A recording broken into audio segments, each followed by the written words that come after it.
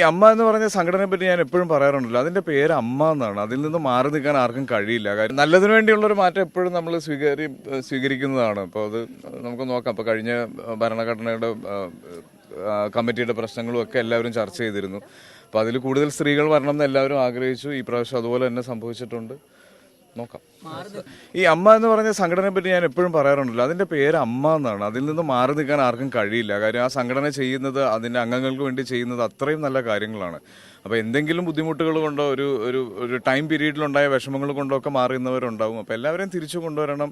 ഇപ്പം ഞാൻ അമ്മയുടെ മെമ്പറായിട്ട് ഏകദേശം 13 വർഷമായി. അപ്പോൾ ആ സമയത്ത് ഞങ്ങൾ ആസ്വദിച്ചിരുന്ന ഒരു ഐക്യവും ഒരു കുടുംബത്തിന്റെ അറ്റ്മോസ്ഫിയറും ഒക്കെ ഉണ്ടായിരുന്നു. അതിലേക്ക് തിരിച്ചെത്തും എന്നുള്ള പ്രതീക്ഷയിൽ തന്നെയാണ് ഈ പ്രാവശ്യത്തെ കമ്മിറ്റിയും അതിലുള്ള അംഗങ്ങളും പ്രസിഡന്റും എല്ലാവർക്കും വളരെ പ്രിയപ്പെട്ടവരാണ്. അപ്പോൾ തീർച്ചയായിട്ടും ആ പഴയൊരു പ്രതാപത്തിലേക്കും സ്നേഹത്തിലേക്കും ഒക്കെ ആ കുടുംബം തിരിച്ചു വരും എന്ന് പ്രതീക്ഷിക്കുന്നു.